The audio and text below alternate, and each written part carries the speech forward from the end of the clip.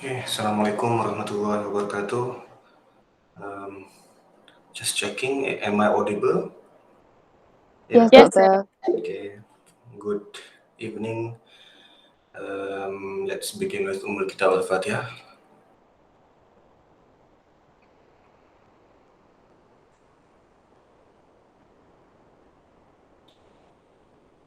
Okay, so for this, thank you for joining me tonight. So today we intend to cover the third topic. Before we go to that, we just glance through the discussion that we had last Friday. I unintentionally forgot to press the record button during the class, perhaps because I was arranging so many things in the class at that time. So terlupa nak tekan tu. Tapi just quickly we go through. And I also recommend you to read the references lah yang that has been provided. So as far as the second topic is concerned, if we still recall, in the first topic too, we learned about the historical part of internet, and then who are the people behind the digital veil as far as Malaysia is concerned. We have seen that there were basically under the Communication and the Multimedia Act, as well as the Content Code, it had spelled out two groups of service providers that becomes the backbone of the internet, especially in Malaysia. Number one would be those who provide network services, as well as those who provide content services. So we know that these are the main two group that supports each other, in which if the people, if you just have one of them, we won't be having what we have now, meaning that the network services are also important to provide access, to provide all sorts of connectivity and services, but at the same time, content services or content service provider, they provide for the content or the thing that we see on our screen. So that was the gist of the discussion in the first topic. And then we moved on to talk about the governance of the internet. We know that that was done in the previous topic. We know that we have all these service providers, and we as the common internet user who subscribes to their services. And then these are the relationship that defines our digital presence in the cyber world. So as more and more legal entities exist on the cyberspace, we look at a scenario of conflicting interests between these legal entities. We see that governments are coming and wanting their policies and regulation to be implemented in the cyber world.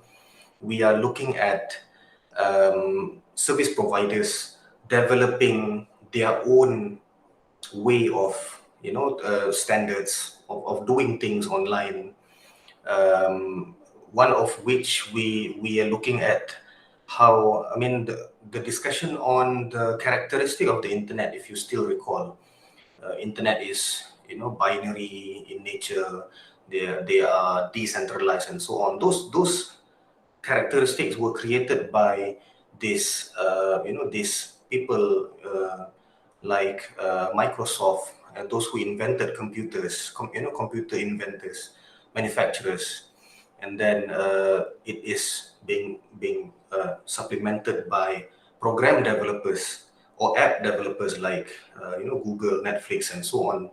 So in a way, everyone has their own interests on this cyberspace, and which brings us to this discussion of how do we regulate or how do we govern the cyberspace. This is the the discussion that we had engaged on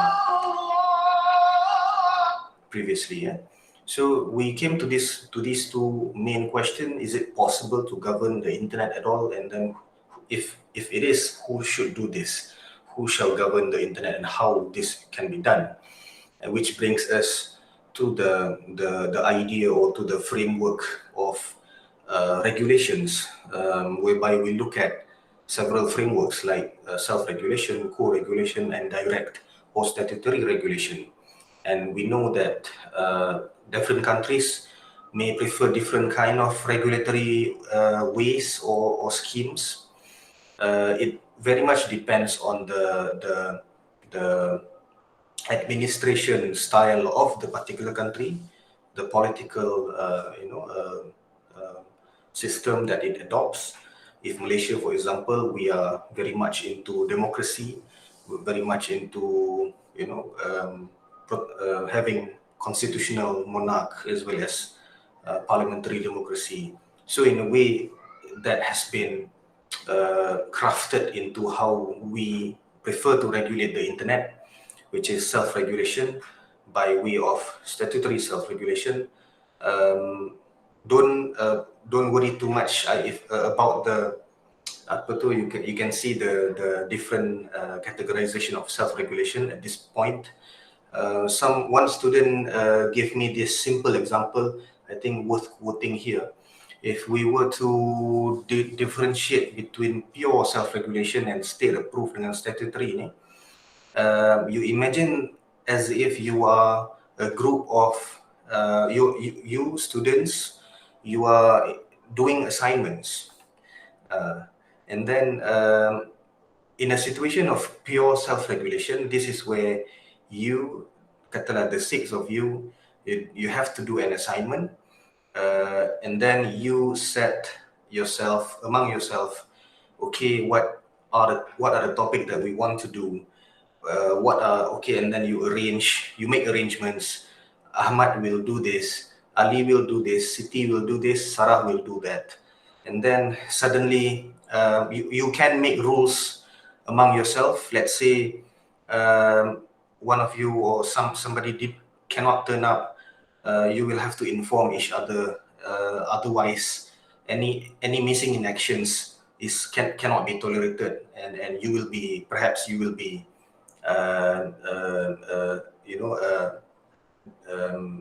kicked out from the group. So that if that happens and then you executed that on your own, the arrangement on your own, without the need to call for your lecturer to come and intervene into your own arrangement. So this is, I think, a simple example of pure self-regulation. You take that into the internet environment, whereby the example that I give in class kan banyak yang involving ISPs. If you are among a group of ISPs or service provider or content provider, you agree among yourself not to do certain things and you self-enforce. But in a state-approved self-regulation, this is where you take the example of group assignments just now. Okay, you have agreed among yourself to do those arrangements, or the rules that you created yourself. To get it more solid, perhaps, you call the teacher or the lecturer, sir, come and see our arrangement. What do you think? Do you think this is okay? And then I say, okay, this looks good. That is something like state-approved self-regulation. Statutory self-regulation is where you call the lecturer to come into your group, and then to ask the lecturer to not only to approve what you have agreed upon, but also to enforce, to use some enforcement element to sort of enforce whatever that you agree among yourself. In a co-regulation module or framework, this is where the lecturer comes comes into your group and do it together with you, as if we are colleagues. But in a direct regulation framework, this is where the lecturer or the lecturer or the teacher takes control of everything, takes control of all the arrangements, and you just sit down. You don't say anything. You just follow. So these are, kalau dalam konteks itu, that is to give you the idea lah of what this is. Any questions so far on this? Doctor, I have a question. Hmm. Recently there was an issue pertaining rape joke incited by male celebrities in a talk show, right? It has been circulating on the internet throughout the media. So for that matter, who should be responsible for the regulation and censorship? Is it also under internet regulation? Are you talking about Harith Iskandar? No, it's about a talk show where I think about 5 or 4 male celebrities talking about rape joke, and it has been circulated throughout the media. So for that, who should be responsible? Of course, the publisher, as in the platform, siapa yang who owns the website tu, are equally responsible to ensure that whatever they show online, it must comply with the law lah. So kalau macam rape jokes ke apa ke tu, maknanya those who become part of the panelists, they are liable for their own, but at the same time, the platform or the provider, the content provider tu, which is usually the website owner lah, will be in the position of a publisher of the content, and then they have to be answerable to whatever content that they publish. I see. So in that sense, we are still, if that applies to Malaysia, the kind of framework that applies definitely still self-regulation, but in this manner, meaning the police or the MCMC is always free to investigate if they think that a violation of the law has happened. I see. Thank you, Doctor. Okay. So that's summing up the whole discussion. If you wish to get a clearer picture, I suggest you to go through some of these documents yang saya bagi ni, that can give you a bit more detailed information on how these are the examples or the features of self-regulation. If a country adopts internet self-regulation, they usually have this in practice. Yeah. Then we ended up somewhere here, which I purposely mentioned to you that I don't want to go a little bit too deep on this. I recommend you to read chapter 5 of the Internet Content Regulation book. But the whole idea here is that although Malaysia claims that it practices internet self-regulation, but we can see that it is not a pure self-regulation. So it is, if you look at, for example, the features of Malaysian self-regulation, it's like first, the Communication and Multimedia Act require compulsory registration of services. So this is by virtue of Section 99, Section 51, 74. You can see that basically no person or no businesses can operate without being registered to MCMC. So if you want to operate an online radio station, if you want to operate an online kalau macam channel sendiri tu tak apa, channel like a personal YouTube channel itu you're not required to register. Tapi if you want to run another kind of Astro, for example, another kind of Unified TV, so you are required to register. And this is actually a common feature in any self-regulation model. You can see that although they are saying it's self-regulation, but they want some kind of registration, a license for purpose of license, because they want at least they know who they are dealing with. The industry has some kind of structure or protection that the government can somehow manage. Yeah, but it depends on the country lah. Ada country tu macam the example of Iceland that I gave earlier on. Iceland, I said Iceland is the most least restrictive or the most freest country with internet in the world. But at the same time, they also require service providers to register for the purpose of formality. So they kena register, dapatkan license lah. Tapi kalau kat Malaysia, if you don't register, you just operate. It's also it's already an offense to operate without any license. And then the second feature that I put here is that voluntariness. It was said that this self-regulation, the registration was supposed to be voluntary, but if you look at section 44, you can't really operate without being registered lah. So maknanya after you are registered, then you have to be part of many strings of agreements and regulations. So in a way, they are not really free lah. Maknanya they have to register. After registration, there are many SOPs and agreements that they have to follow to ensure that they can move on with their business.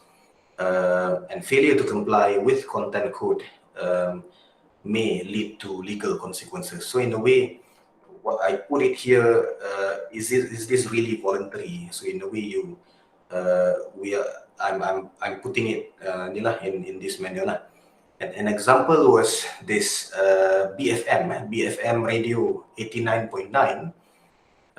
During this time, they aired this interview with Dr. Reza Aslan. During this time, this issue of Kalimah Allah was a hot issue. So they had this interview with this person, but it was said that this interview was not it was done without the approval of MCMC, before they air any live or delayed telecast. So accordingly they were fined 10,000 ringgit. Anyway, they just pay the fine.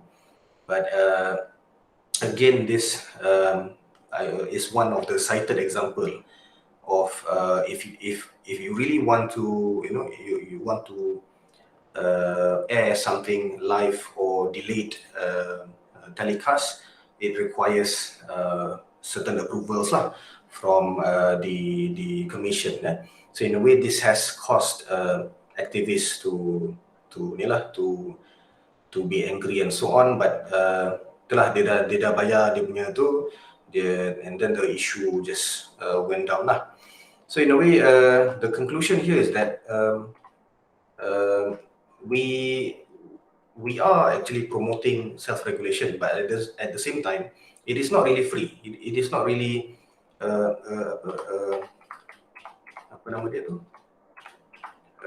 Pure kind of self-regulation lah. So in a way, we are still guided by statutes. The framework, the internet framework that we have in Malaysia is guided by certain regulations. So the industry, those content providers, although they come in to the cyber world, there are some rules that they have to ensure that they follow, so that they don't go off tangent lah. So any breaches of the law or the rules can entail legal consequences lah. So that basically sums up the whole idea of internet regulation as far as Malaysia is concerned. So we are coming back to my earlier point, meaning that although we have freedom online, but the freedom comes together with responsibility lah. Meaning you have to, if you have done something illegal or not right, then you have to be answerable to justify lah what you have done. Which brings us to the next topic, topic 3, on cyberspace liability and immunity.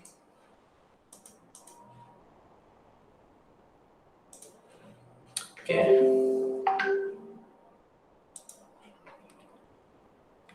Okay, you still with me?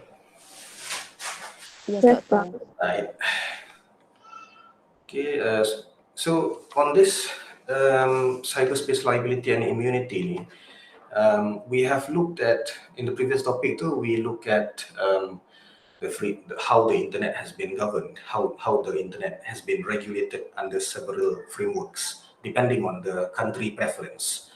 So now we will be zooming in a little bit more into this so-called service providers, the people who are behind the digital veil. We will be looking at as if we are in their shoes. To what extent who they are, yeah, who are these people we call as internet intermediaries, the intermediaries or people, dia macam in between, they are just playing the role of intermediaries. What would be their liabilities as well as immunities, whether they enjoy some kind of immunity. And then example are like internet service provider, ISPs, and application and content providers. Where do they stand? Are they actually intermediaries or are they not? And then we'll also be looking at this doctrine of innocent carrier. In this topic, inshallah, you will start to see some cases coming up. Yeah. So yang previous two topics tu tak ada cases sangat kan. So this we'll see some cases to show that we are learning cyber law here lah kan. Okay. So this is where we're looking at this lah. Yeah, cyberspace liability and immunity as far as this group of service providers are concerned lah. Yeah. So we will be looking on these issues, on particularly who are the intermediaries, and then in discussing this topic, we will look at the approaches of a little bit on the European approach as well as the United States approach. Sikit je, we will see, and then how those global approaches influence the development in Malaysia. So whether we are different from others or whether we are actually following a certain any kind of global development that on as far as this matter is concerned lah, kan?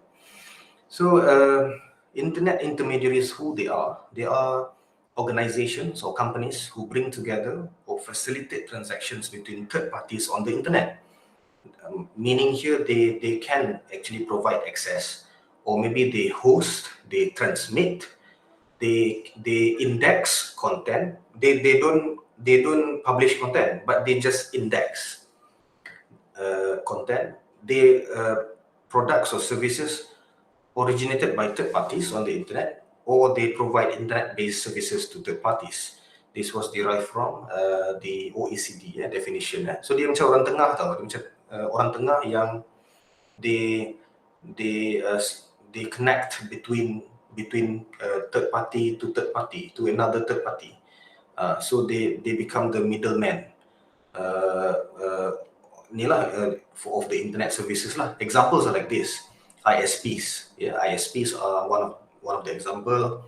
Data processing and web hosting provider, domain name registrars, yeah, those who provide the www .blah.com to domain name registrars, internet search engines and portals like google.com, yeah, yahoo.com, tak tahu hidup lagi ke tak yahoo.com, e-commerce intermediaries, where these platforms do not take title to the goods being sold. Example like what? E-commerce intermediaries. Shopee and Lazada. Shopee, Lazada, great, yeah. And then internet payment systems, Visa, MasterCard, all those systems. Not just those systems, we are looking at many other companies that are providing this kind of facilitating these services. Kat Malaysia pun ada, if you see payment systems macam Razer, many other kind of system lah, yeah. Participative networking platforms which includes internet publishing and broadcasting platform, tapi they don't themselves create content, yeah. So they just become the facilitator that facilitates the connection between two parties lah. So you can see that this is different from content provider, So this is different from a YouTuber. They make content, So they are not really an intermediary. They are the publisher. So dia lain dengan yang this group of organizations lah. Okay, this another definition which is quite similar to the earlier one. Intermediaries include ISPs. They do not provide or publish any internet content, so they should not be treated with similar legal liability as an internet content provider. So why is this as such? Because if you are an internet content provider, maknanya you are the developer, you are the creator of the content, you are the publisher of the content. Similar to a book lah. If I write a book, I am the author, and then I will work with any company to publish my book. So the publisher tu macam my book, for example, mana buku aku? Yang ori tu. So the publisher of my book, IIUM Press, is responsible for whatever content that is here lah, including me lah kan. So sama lah, if you write something which is wrong or goes against the law, meaning that you are primarily liable for whatever that you write online lah. So that is different from intermediary. Intermediary does not write anything or publish anything. They just facilitate to get your message across. So which is why their level of liability should not be the same as you who becomes the YouTuber or becomes the content creator, isn't it? So which is why as far as the law is concerned, there has been this development of limited liability, to limit the liability of internet intermediaries, because they are somehow we can equate them with as a gatekeeper between the cyberspace and the real world. If you don't have these intermediaries, then our day-to-day online business will be difficult, meaning it will be things will be slow. We cannot do any interactivity, interactions online. So they facilitate all this digital transaction. So of course, because of a lot of risky content online, has been like the illegal contents, harmful online content, many kind of cyber threats that we see. We'll explore all these cyber threats in the upcoming topics. Because of the emergence of all this, the governments have imposed obligations onto the intermediaries. So now the governments are asking intermediaries to remove illegal and harmful content which were hosted on their servers. So you still remember the self-regulation in Malaysia that I talked about, where all the social media, all the service provider in Malaysia, they have to register with MCMC, get license and all that. This is why I say here, bounded by all these legal strings, they are somehow, these intermediaries, they have to execute what is being asked by the government, otherwise they will lose their license and whatnot. So in a way, they are being pressured to remove these materials, although actually they don't really know anything about these materials. And you imagine that if katalah macam search engine, there's so many contents in the search engine. The search engine is just playing an intermediary role of linking you with whatever that you want to search for. So they don't really edit, or they don't really own whatever content that passes through their domain. But as time goes by, many governments are asking intermediaries to remove. If they don't remove the material that is hosted on their server, they themselves were threatened by the regulators of the government. Maybe their license kena revoke and so on. So this created pressure lah to a certain extent, which is why the limited liability doctrine has been developed, to ensure that they can operate freely without any fear of being prosecuted, any risk of lawsuits and so on. So as far as the liability model is concerned, around the world, two kinds of model has been developed. Number one is the strict liability, and number two is safe harbor.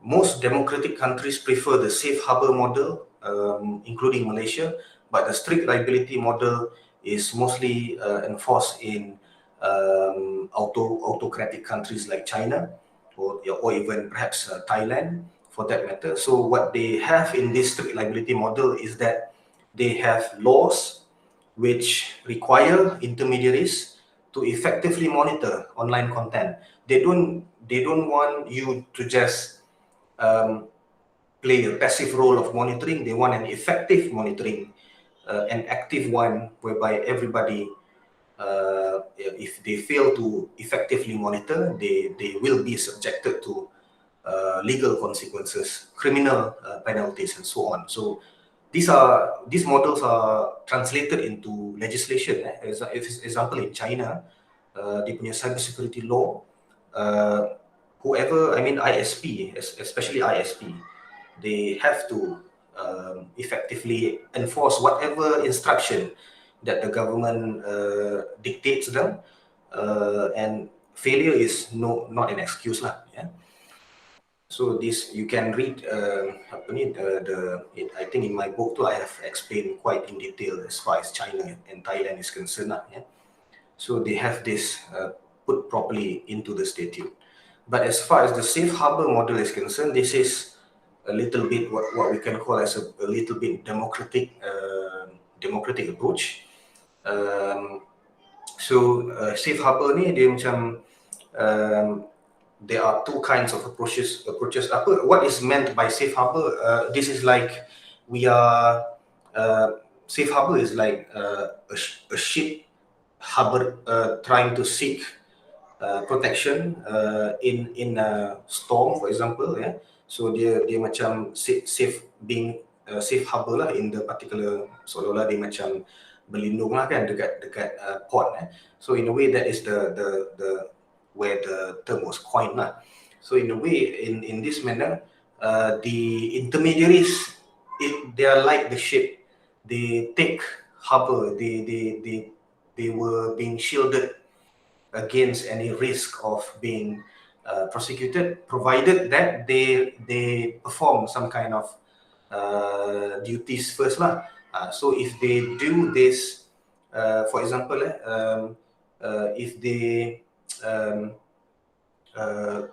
practice certain SOP, for example, like notice and take down here, then they will be allowed to enjoy the protection under the safe harbor framework. Example I give you here is this. For example, there are two ways here: horizontal approach and vertical approach. Horizontal ni dia macam whereby the law basically protects the intermediaries against as far as all types of content is concerned. But the vertical approach ni, they only protect the intermediary very specific. For example, as far as copyright infringement is concerned, only on a very specific kind of protection. But horizontal framework ni, you can find, for example, in the European e-commerce directive.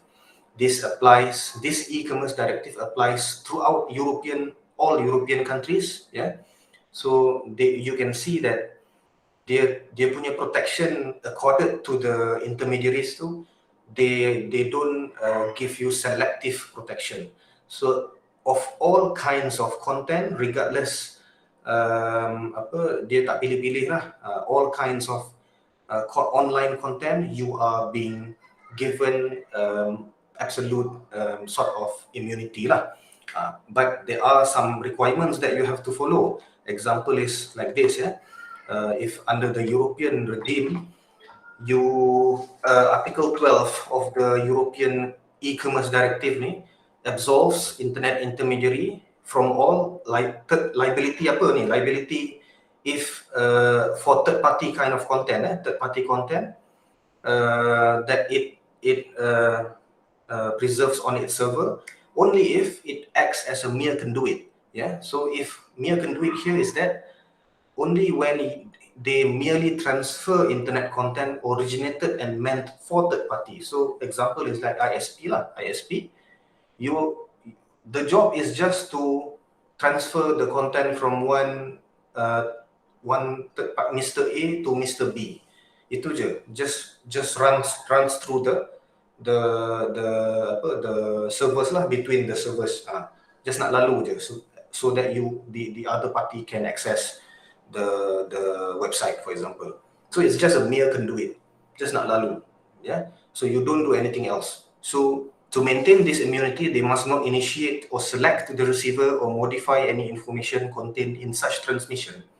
Then only you are accorded this kind of immunity.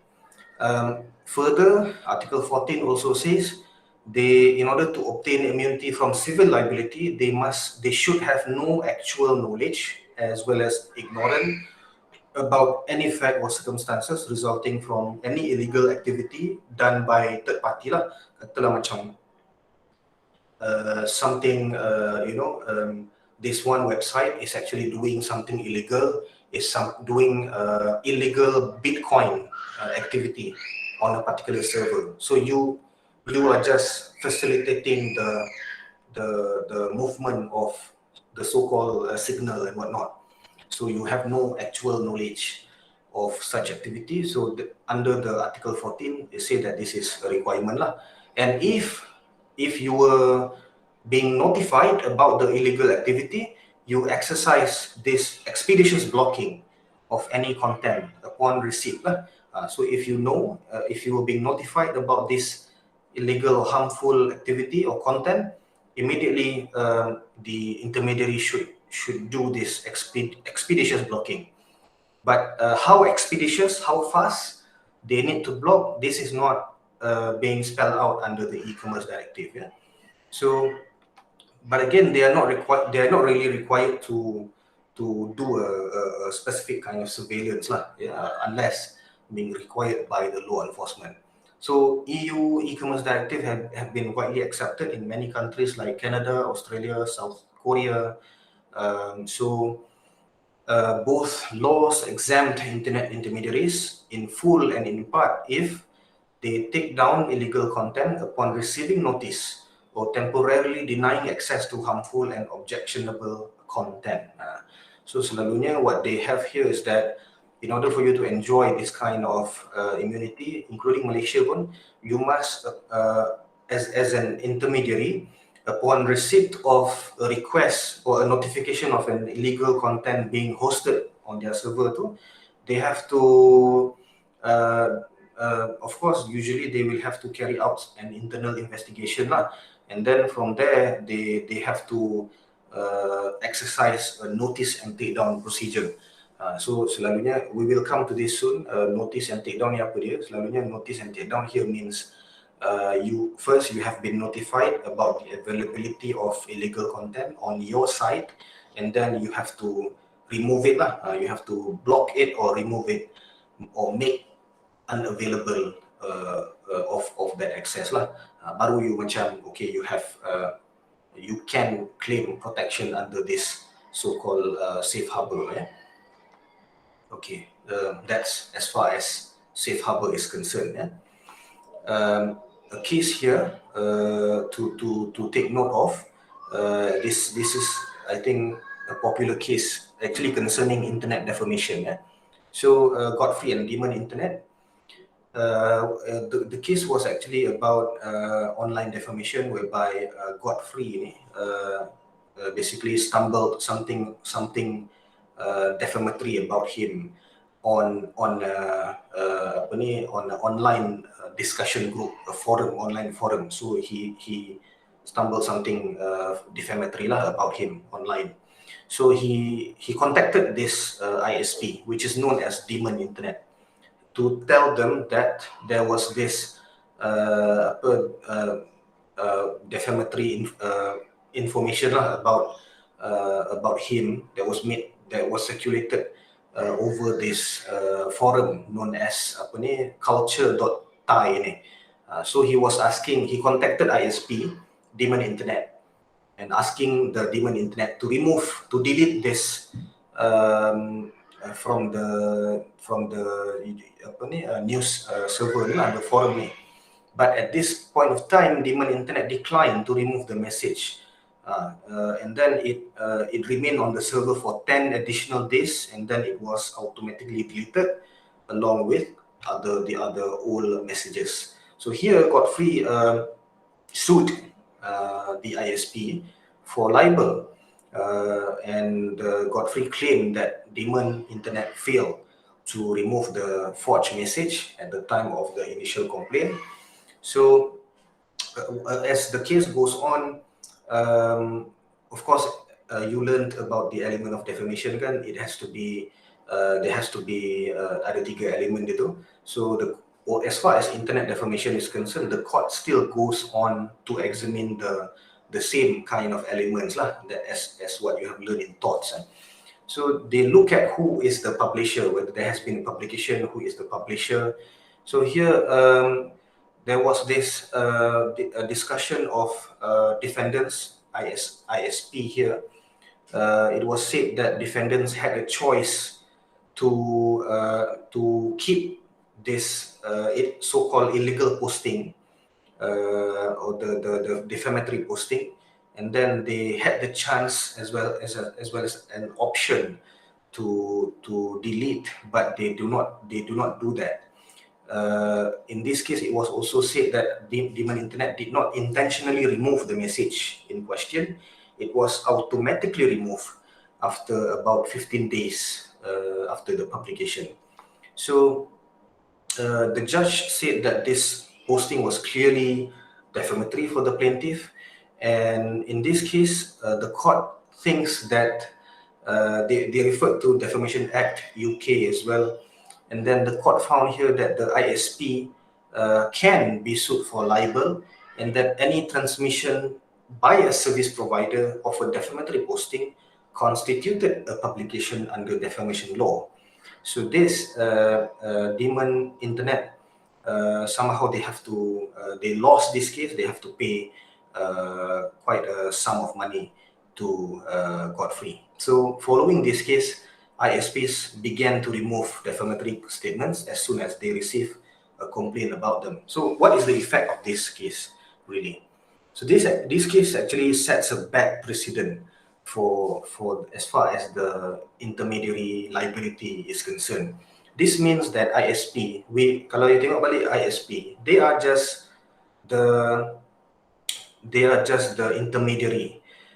Remember, ISP, they are just intermediary. They don't publish, they just facilitate transmission of whatever lah, content apa semua, without really dia macam telephone company lah kan. Telephone company, you call your mother, for example, and then if you take into consideration this case, it's like whatever you speak on the phone with your mother, the phone company must take note of everything that you say. Katalah macam you say you are arranging something not nice with your mother or your brother, and then they have to stop you or cancel your transmission in between. So this is the after effect of the case lah. So macam ISP, they are supposed to they're supposed to check whatever that comes under their service. This was the case because of this. As soon as you receive a complaint about a particular illegal content, you're supposed to immediately remove them. So you imagine if the complaint is not genuine, it's not a genuine complaint. What if the complaint is actually a complaint by a competitor to purposely get rid of their competitions? That has happened as far as copyright infringement cases is concerned. So kalau macam tu, senang je lah. You buat aja satu komplain, confirm aja benda tu kena delete by the ISP. So that wouldn't be fair for the ISP as well as for the other party, isn't it? So itulah. From there, the cases have remember selalu saya jumpa dalam exam, selalu sangat saya jumpa many students confused. They thought that Godfrey and Demon is the law that becomes the precedent. Salah kalau yang ni you salah, kalau is this you confused with this, automatically I assume you didn't understand how the development of the law is concerned lah. So Godfrey sets the stage, I think, in a wrong manner, or with respect to the court, but it has set out a bad precedent whereby they want the ISP, which is just the intermediary, a passive intermediary, to be liable for whatever kind of illegal or harmful online content that passes through their cables. So if they were to do this, you can forget about having a broadband high-speed internet and whatnot. Everything will be screened. You get a seaport kind of internet lah, which is already slow. So the development in the UK developed or has been changed when the case of Bun and Tilly came. So in Bun and Tilly, this was also about libel. Also it's about claimants suing these three defendants for libel and harassment, but it's concerning defamatory postings on internet chat rooms as well. So look at the issues that was raised. Whether in this case, the issues that was raised was whether the ISP defendants were publishers at common law. So the court asked this, whether they were publishers, and then if they were, can they be accorded with the protections under the e-commerce directive and so on lah. So in this case, it sets the tone in a different way to sort of to protect the ISPs lah. The court here held that in the red portion, it would be wrong to attribute liability at common law to a telephone company or other passive medium of communication such as ISP. The position of an ISP is not analogous, it's not the same to a distributor of a defamatory material. So if you compare ISP with a website, a website or any website lah. So the website, forum ke apa ke, they are the one who disseminates this defamatory material. Are they the same as ISP? Of course not, isn't it? ISP is just giving you access to the internet. You subscribe to them to get the access. So tak sama. So the court here make it sets the tone clear that it's wrong to attribute liability to a telephone company or even ISP lah, or passive medium. So another case confirms this position, Metropolitan International and Google, Designatica and Google. So similar position was held, whereby in this case the same issue, whether Google, yang Google ni is actually service search engine. The issue was on search engine, whether Google was a publisher at common law. This was the main issue lah, and then whether they can actually use the defense of indecent dissemination, blah blah blah ni lah. So the same position in Bun and Tilly was also held here, that a search engine is not a publisher at common law, whether before or after notification of a defamatory claim, and they are not analogous to any website, or even ISP. Search engine, they have no input over search terms entered, and the process of publication was actually being automated. So bila you cari the search results dekat Google tu, the search results are all automated. They are not being planned on what is going to come up. It depends on what you type in. If you type in something nasty, something nasty will come out. So this is, how can you blame Google for whatever that you have typed in. So kalau you tekan benda tak senonoh, dia keluar tak senonoh. Tekan benda Islamic, dia keluar Islamic. Something like that lah. So this is an example of intermediary lah. What intermediaries do, they are just facilitating the transaction.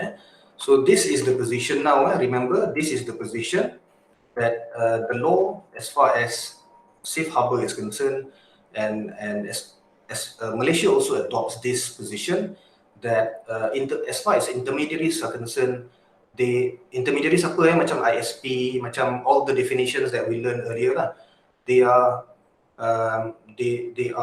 not to be not to shoulder this responsibility to monitor. They are not a publisher of a content, so you don't equate them. You don't equate them similar to a publisher, a YouTuber, a content creator of that sort. Yeah. Okay. India has their own development under the IT Act. Dia pun adalah, maknanya India also adopts this kind of intermediary liability. Maknanya mere conduits are not liable for any third-party contents that flows through their servers.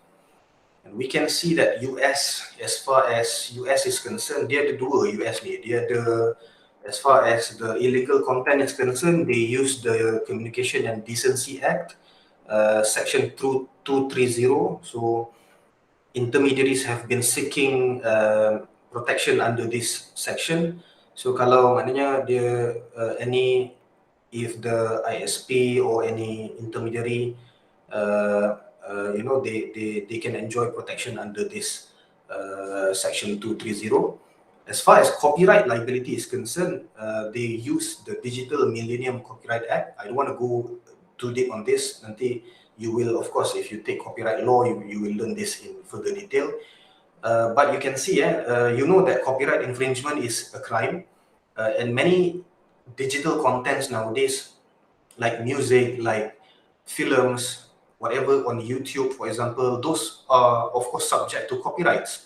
So whenever you do something which is against the copyright law, it becomes illegal content lah, kan? Macam kalau kita copy ke apa ke, kita download something illegal, so it becomes illegal content. So in a way, for intermediaries, they are also awarded immunity as far as copyright infringement is concerned lah. Tapi to enjoy this, if they were being notified of the availability of illegal or copyright infringing materials on their platform, they have to take it down. Yeah, they have to disable access to it, and then they have to take it down according to procedures that that either the law sets or they sets on their own. So mesti ada satu notice and take down procedure, so that the access to the illegal content is being made disable. Kalau barulah kalau dia follow macam tu, then they can say, okay, they have complied with whatever requirement tu, then they can enjoy the so-called immunity lah. Yeah. Malaysia subscribes to the US style of privatized notice and take down, especially on copyright infringement. We also adopted the European style just now, this is part of the safe harbor lah, safe harbor punya model. So the position in Malaysia is, as far as notice and takedown is concerned, Communication and Multimedia Act does not have any provision similar to notice and takedown in the European Commerce Directive, the US Communication Decency Act, and the Digital Millennium Copyright Act. So kita tak ada yang sama macam tu.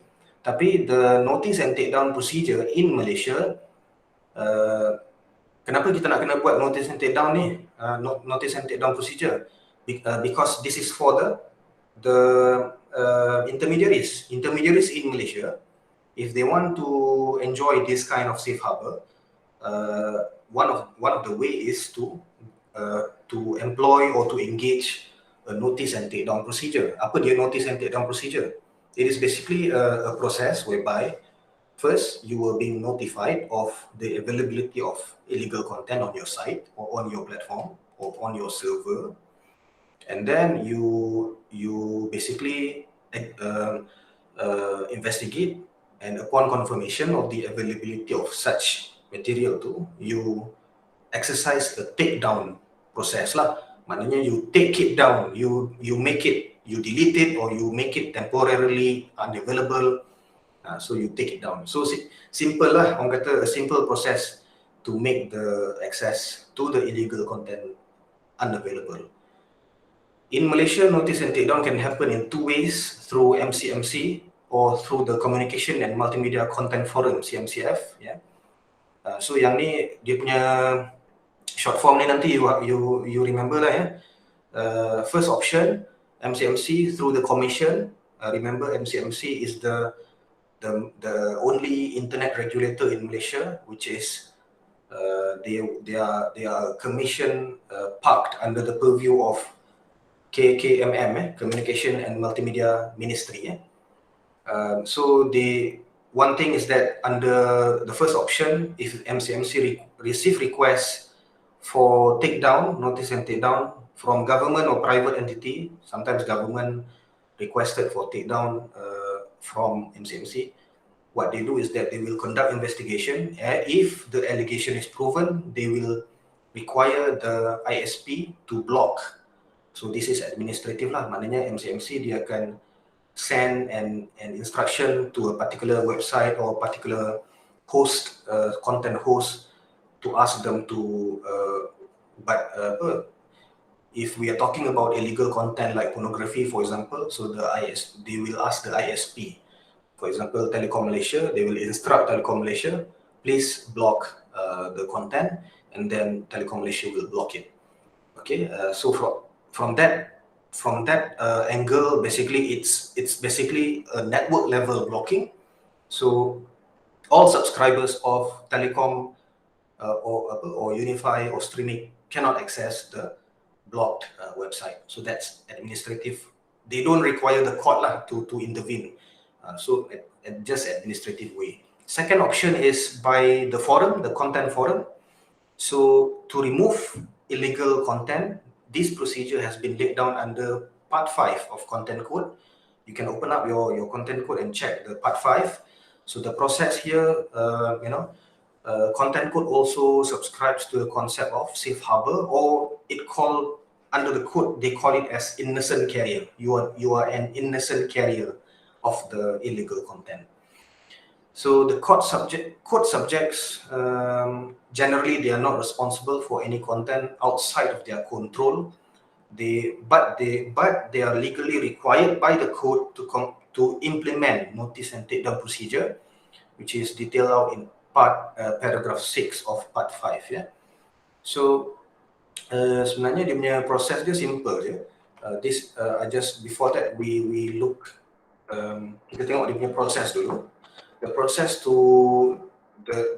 starts with notifying and then identifying and removing lah.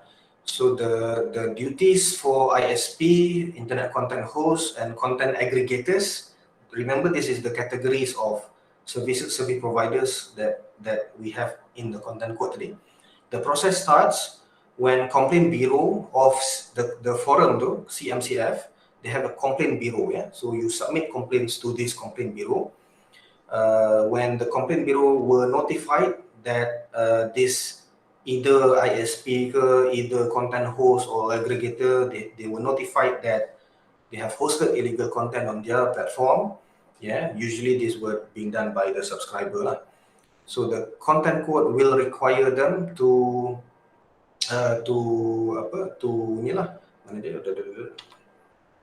this is the one.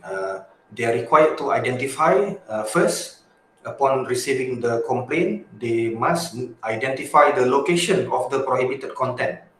Cari dulu, they have to identify the location, and then they have to inform the subscriber within 2 working days to take down the prohibited content. Yeah? So under this paragraph 7, subscriber shall remove the prohibited content within 1 to 24 hours after being notified by the ISP.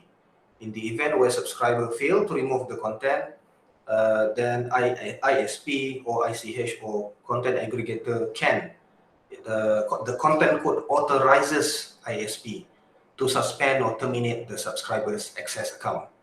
Okay, so it means here example, katalah I stumble upon a content which talks defamatory about me. There's this blog, for example, okay, they talk defamatory about me. And then what I do is I will visit the complaint bureau of CMCF site. They have a website, and then I lodge a complaint there. And then the complaint bureau receive this complaint. What happens next is that they have to identify the location of the prohibited content, which is the blog just now. So I have to provide what is the address of the blog.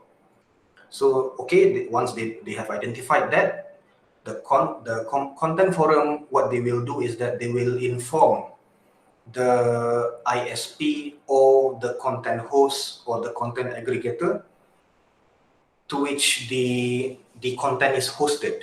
Yeah, so dia akan beritahu. From there, the ISP or the content host, for example, the blog just now, maybe katalah dia guna blogger.com kan, so the blogger.com tu, they will have to notify the subscriber that subscribes to the service tu, and they will ask the subscriber to remove the material within 2 days. That has to be done within 2 days, and then after those are done, subscriber now has a duty to remove the material within 24 hours after they have been notified by the ISP or ICH or content aggregator. If they don't do that, ISP, ICH or CA will have the authority to suspend or terminate the access account. So you imagine if we're talking about ISP, which is in Malaysia like Telecom, they can suspend if you don't follow this process, they can suspend your account, meaning you cannot access the internet until you do this removal of the prohibited content. But for link provider, content code simply expect them to remove the prohibited content within 24 hours after notification by the complaint bureau. Okay. Before we go to this case, any question? So what happened if the DMCA just notify the removal of the content but not notifying the dia tak suruh take down tapi dia dah remove already macam tu. They just notified that they removed the content. Without meaning without actually investigating, is it? Yes. Tiba-tiba dapat notification dah kena take down macam tu. Maybe this is like Facebook kan? Macam Facebook. Yeah, it was on suddenly your post is gone.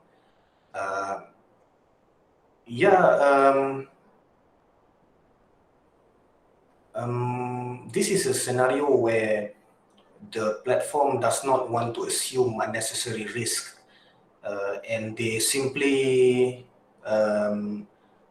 abide by whatever the law enforcement requests them to do. So suddenly, although macam in your opinion, that material does not really infringe the law, but maybe the platform does not know much about that content.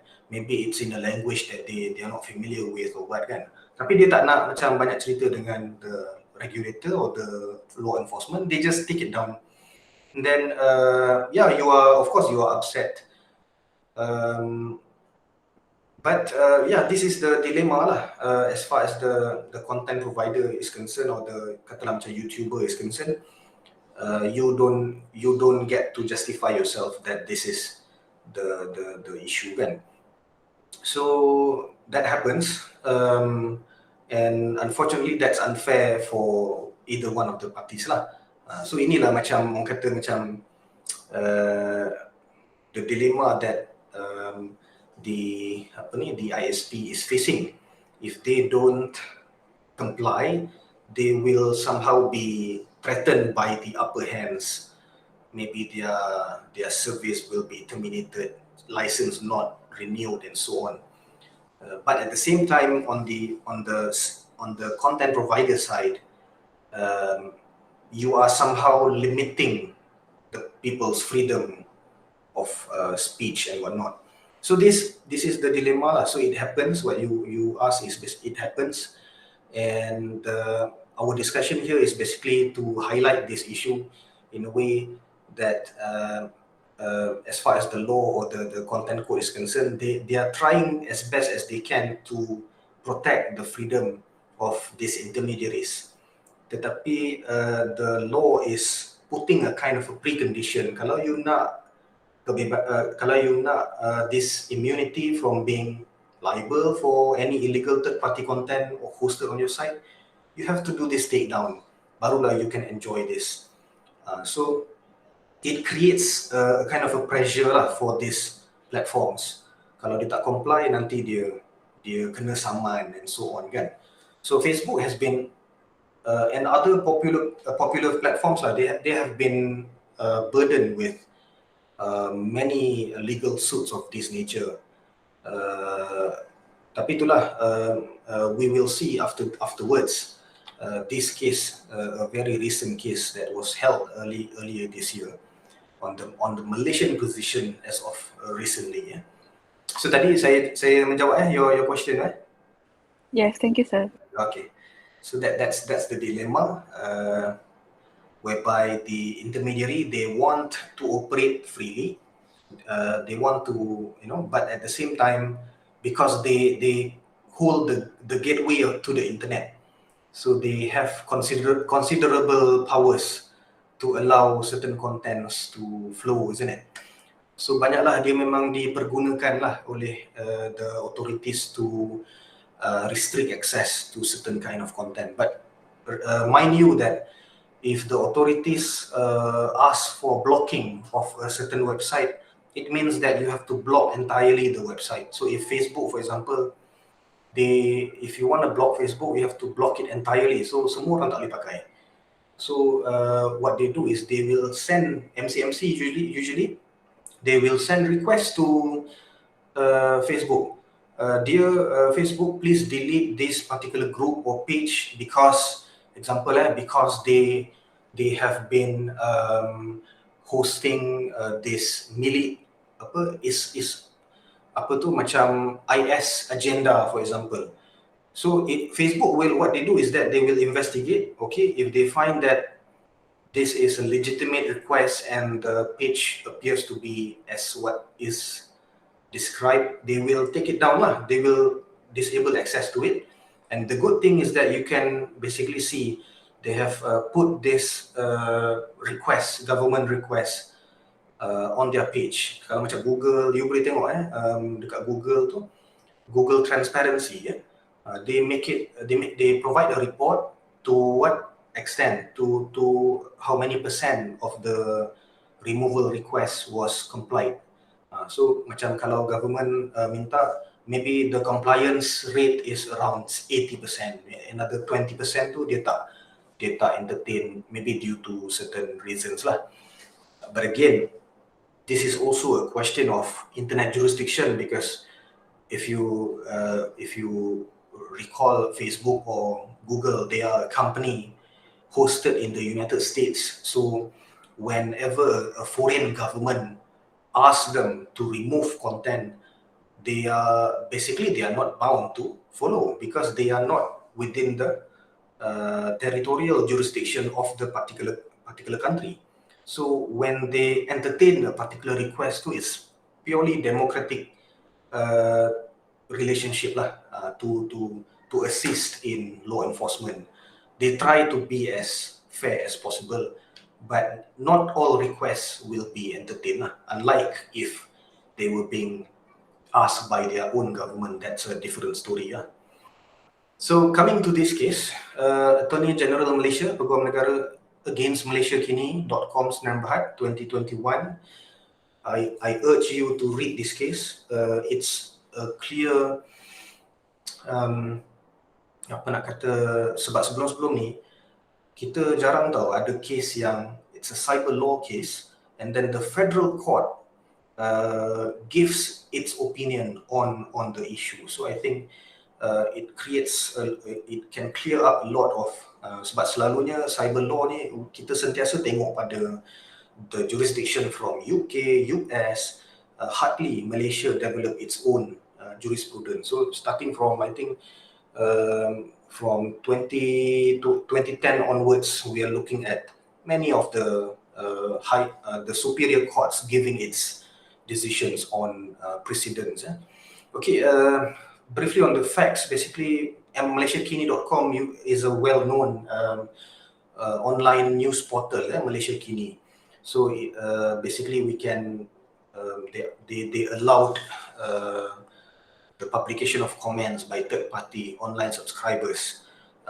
Macam I think if you browse through Malaysia Kini and you subscribe to this, you can see that any news articles, you can put your comment on the downside of the article.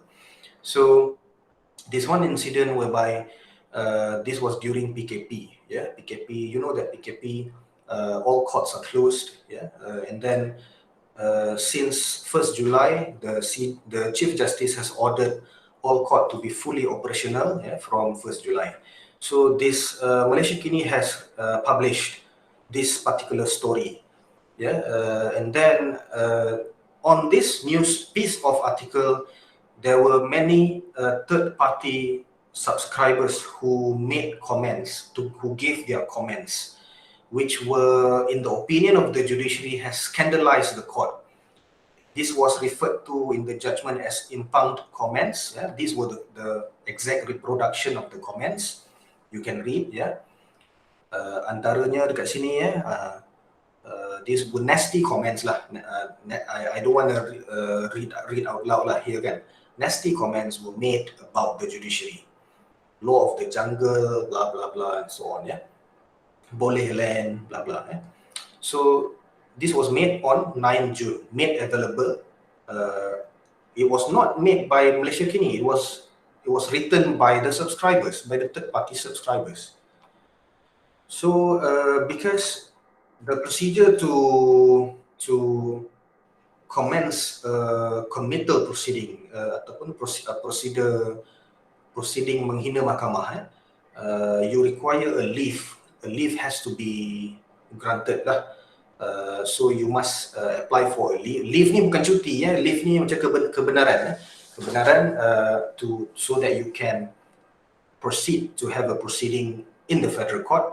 So after the AG has got this leave, so AG basically acted on behalf of public interest to commence this committal proceeding to protect the name of the judiciary against the respondent. So respondent Malaysia Kini ni, they are facing this contempt of court.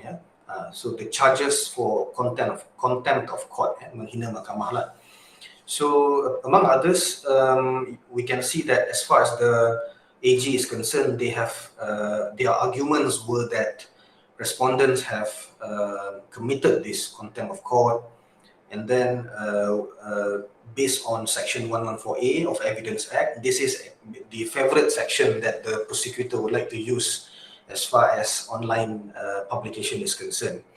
So they are saying that the Malaysia Kini here has facilitated publication of the nasty comments just now, and then when you apply 114A, they were presumed to be the publisher of the said comments, the third-party comments, and then apa lagi ni?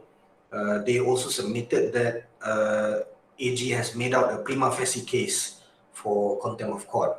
So there was no requirement to prove intention to publish. So AG is saying that Malaysia Kini is the publisher of the impugned comments.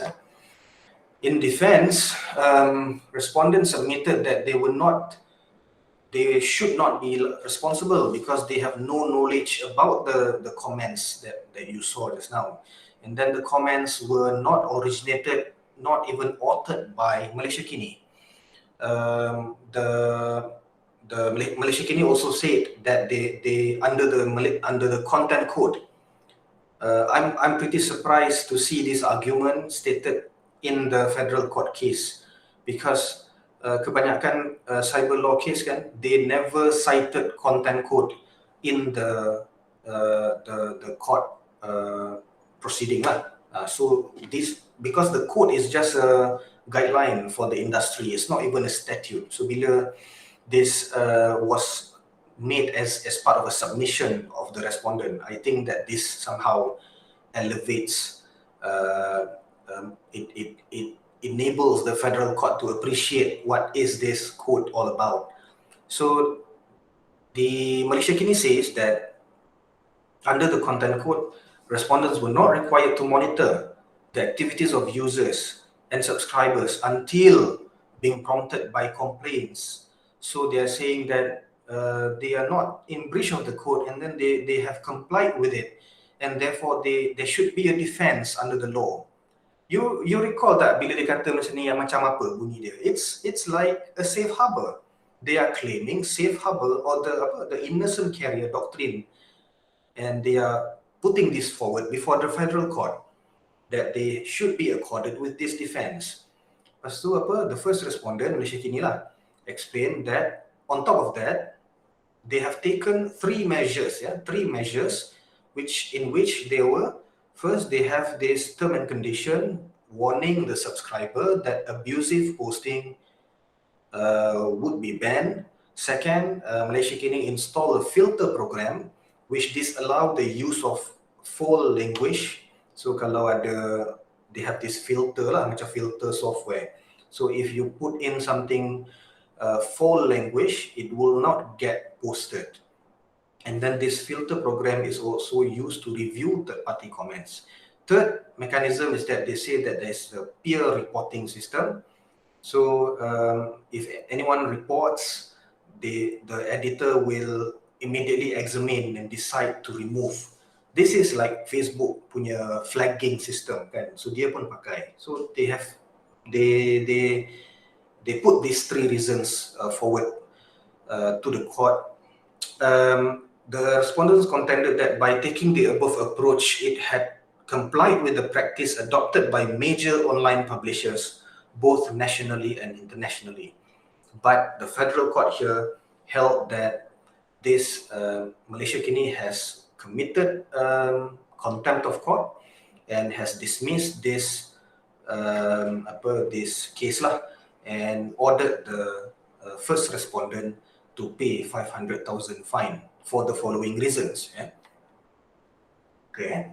Ni saya ambil daripada case report ni. You can investigate further lah, download the case and read further the further details. But just the key highlights to the decisions. First, the court said that the contemptuous nature of the comments was beyond dispute. Maknanya Malaysia Kini pun dia memang mengaku lah yang memang the comments tu were offensive, were disrespectful of the court. And then it was beyond argument that the first respondent, Malaysia Kini, depicted itself as the host to the publication. Ini memang dia tak deny tau, dia memang dia throughout the trial they depicted themselves as a host to the publication. And then with the application of section 114A, the first respondent, which is the Malaysia Kini, was presumed to have published the comments, but the presumption is a rebuttable one. But in this case, the court said that they have failed to rebut the presumption of publication A, which is they are considered the publisher lah. And then the second reason was about knowledge. Malaysia Kini said that they have no knowledge about this, tetapi in this case, the court decided that knowledge is something that you can infer from. You can infer from the surrounding. So dia tak boleh kata dia macam implied knowledge lah dekat sini. So the court decided proof of knowledge was always a matter of inference, meaning you can infer from the surrounding. They have the control over the platform. They know, meaning they have the means to know about it. So the court said that although they don't have actual knowledge about it, they can, the Malaysia kini ni dia ada cara lah nak tahu tu. So in a way dia ada control, an element of control, tetapi they didn't exercise it to the satisfaction of the court. Number 3, to avoid liability, the first respondent must have in place a system that was capable of detecting and rapidly remove offensive comments. The court said the first respondent could not just wait to be alerted. So federal court says here that the 3 safeguards adopted by the first respondent had proved to fail and did not efficiently control and prevent offensive comment from being done. And then furthermore, kat bawah tu, sheer volume could not be the basis for claiming lack of knowledge to shirk from its responsibility. So the court is saying here that it doesn't mean that you have thousands of comments a day simply to become a basis for you not to know, not to be responsible. And then further, ada banyak lagi ni. The court also found that the first respondent could not deny the knowledge about the postings. First respondents, maknanya kat sini, after looking at all the evidence, the court found that the Malaysia kini ni, they are just acting on mere denial. They were just relying on mere denial, which this is not satisfactory to the court lah. And for all the above reasons, the explanation of a respondent on lack of knowledge had failed to cast a reasonable doubt on the applicant's case, the AG's case.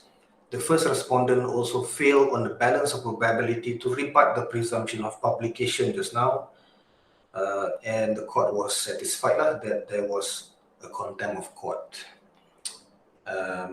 Ni apa lagi ni? Okay, on the issue of contempt court just now, the contention of the first respondent in relation to the court was lack of merit, bereft or lack of merit, and has disregarded the overarching intent of the contempt court. So the court, in this case, federal court, I think for the first time, look at the nature of the contempt code, which, remember, it's a self-regulatory industry code. And then the court didn't, dia tak ignore tau code ni sebagai satu code yang not binding, but the court look at the purpose, the general purpose, look at the general principle, why it was there. So generally, the code was made to for the this industry people to ensure that you should not make available of prohibited content. So maknanya you must ensure this is the main principle, no prohibited content in contravention of the Malaysian law should be condoned, and then the overriding general principle and the underlying purpose of the code should be viewed holistically. This was what the court said. Far from complying with the code, the Malaysia kini may have breached the real objective of the code. So based on the above, the court could not accept that this code could act as armor to protect the respondent or any publisher being an ICH from any liability in the event where contemptuous comments were made by third-party subscribers that were published by the said ICH. What does this mean? Federal court further held that Malaysia kini was not a passive carrier. Dia punya analysis ni mendalam juga tau. The court look at the case of Ban and Tilly just now. You remember earlier on, in the earlier part of this slide, we have this case of Ban and Tilly, which I said to you this was to be the way forward. Maknanya kan. Tapi the court here basically departed or make the case different from Ban and Tilly. So dia macam distinguish with Ban and Tilly. In this Malaysia kini case, the courts quoted what the judge in Ban and Tilly said, that here.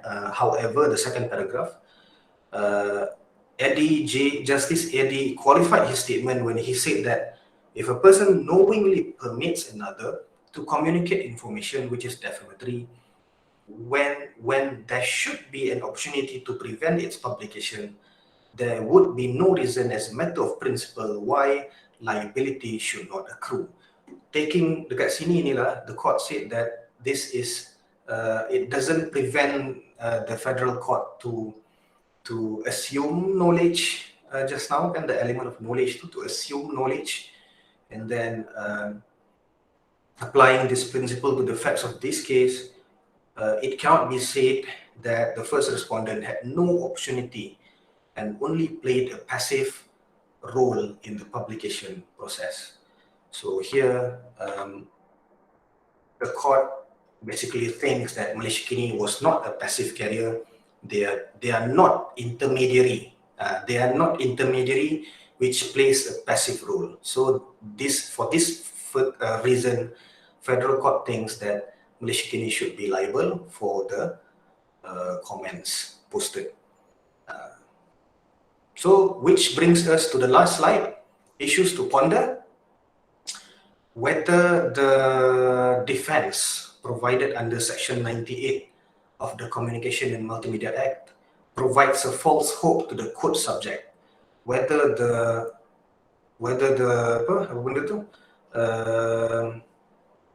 safe harbor or the in Malaysia dipanggil innocent carrier provided under Section 98, as well as the content code, it provides a false hope to the quote subject. And if you take into consideration the fact that when federal court assumed the Malaysia Kini to have knowledge about the comments or the bad comments does it mean that we are coming back to the position of Godfrey, whereby ISP is supposed to know everything about that? Tapi remember tadi the last page tadi, this was made different with Ban and Tili sebab the court said that Malaysia Kini was not a passive carrier. So Godfrey, as far as Godfrey is concerned, Godfrey, Demon Internet Demon Internet is actually a passive carrier because dia memang ISP. And how should intermediaries act after this decision? And finally, are we actually looking for a future of censorship?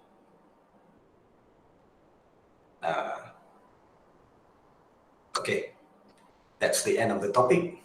Any question?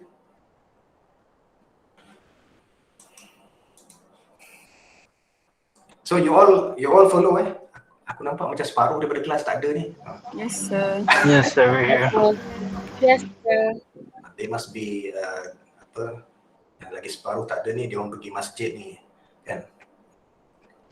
InsyaAllah. Sir, just like you mentioned last week, yang pasal the one that yang kalau malicious content tu yang kena pergi ke California to rebut dia apa dah yang macam tu, macam okay, so if a Malaysian posted some malicious comment about some influential people, contohnya macam some author in China ke apa kan, so does the jurisdiction cover, contohnya macam if the one that was being defamed, the author in China was defamed, boleh ke dia bring the matter, maknanya Chinese government to take action against the Malaysian person tu yang the post malicious comment tu? Yeah, they can, but as I discussed in the previous topic, the issue of territorial jurisdiction under international law will arise. So they will have to, sama lah macam si brother Sajjad kita ni kan, dia dah lari pergi Australia kan. Now posting some child pornography materials online kan, and that's why he's being hunted by the police and so on, many issues lah. So the thing is that it requires extradition to bring him back to the country in which the offense was committed. So this was, it can be done, but again, back to international law. So that's the challenge. it can be, you can try to enforce it, but if the person has escaped the territorial jurisdiction of the court, so we are left to international law to enforce it further. I have another question about copyright infringement. Persistent copyright breach of a person in another country. So can the copyright owner, which is a company, take the matters, because it's a crime, kan? So if the country yang so it depends on which country, the one that own the copyright or the one that is persistingly breach the copyright. I guess the one that owns the copyright lah, kan? If let's say the copyright infringe, this is subject to copyright law class. Yang ni saya bukan pakar copyright, but I think if the copyright infringe material or online content tu, katalah digital content kan, it is being hosted on Facebook, for example. So usually the copyright owner will be the one who complains and lodge report and asking it to be taken down. So in this matter, for example, Facebook, they can always investigate and they can take it down lah, if it was proven that the copyright has been infringed. So that is a common process. Doesn't matter where you are in the world. If the content is on Facebook, they will deal with Facebook. Facebook will try to take it down. Tapi kalau maknanya platform to platform, we settle the issue platform to platform lah. So in this manner, you can try to avoid the courts.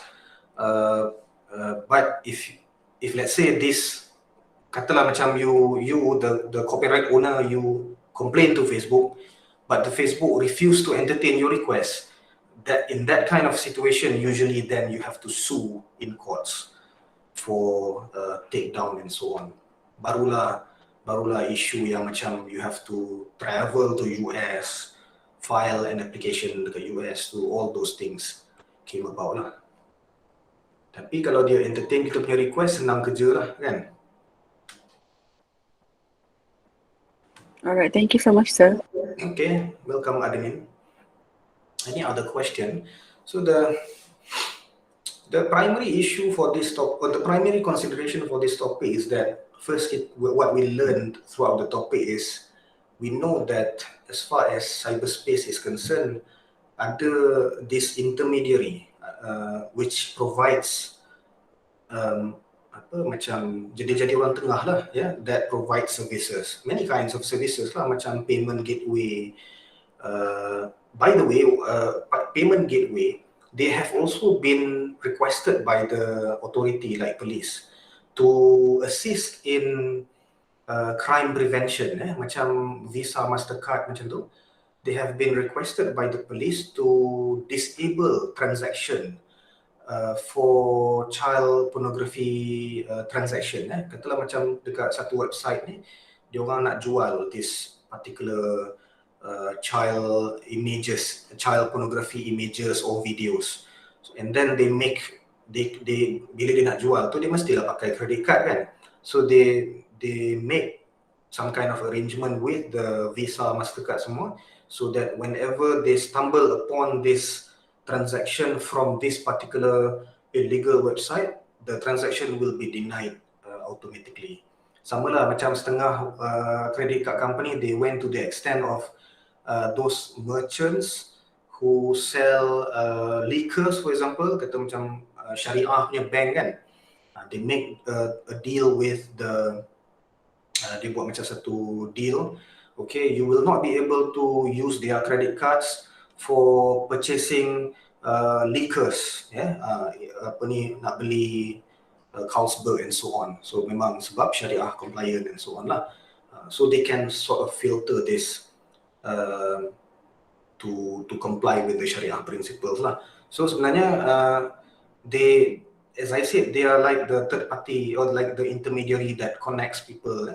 As long as they just act as a passive carrier, they should be able to enjoy the protection. But as far as the Malaysian position just now, we see in the federal court case, Malaysia kini here is not being treated or is not being considered as an innocent carrier. Because why? Because the federal court thinks that they have the means or opportunity to prevent the malicious comment from being made. You might say that this is not fair because there are thousands of comments. How can they screen one by one? So I think in my personal opinion, the federal court they are being very dia macam tegas lah, very strict on this. They want to protect the image of the Malaysian judiciary in the eyes of the world, because this is we're talking about internet, which things can spread as fast as even a second. So you know, and even we are in the pandemic, image is something which is really important for even for the court, kan? So in a way, furthermore, we can actually see that this respondent ni, Malaysia kini ni, has been, dia ni macam repeated offender sebenarnya. Dia memang banyak kali dah kena saman and so on. So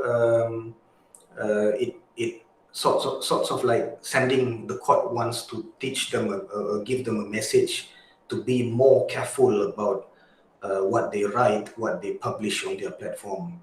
Although people may criticize whether we are asking our platform provider to exercise more censorship on the platform ke, kan? These are the questions lah, the issues or the dilemmas. But when we read the decision, I recommend you to read after this. You can see that the court has considered important precedents like ban and delay. Maknanya memang dia memang nak tegas sebenarnya dalam situasi itu. They differentiated between the position in ban and delay, and in this situation, ban and delay is clearly Google was ban and delay was Google ke? Search engine, tak ingat. Memang dia purely a passive carrier. But in this case, Malaysia kini was considered not to be a passive carrier lah. So that was the decision. Perhaps something to ponder upon. Any other case? Any other question, perhaps?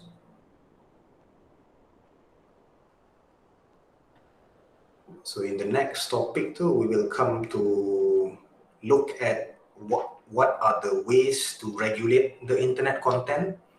There are several ways under the self-regulation mechanism.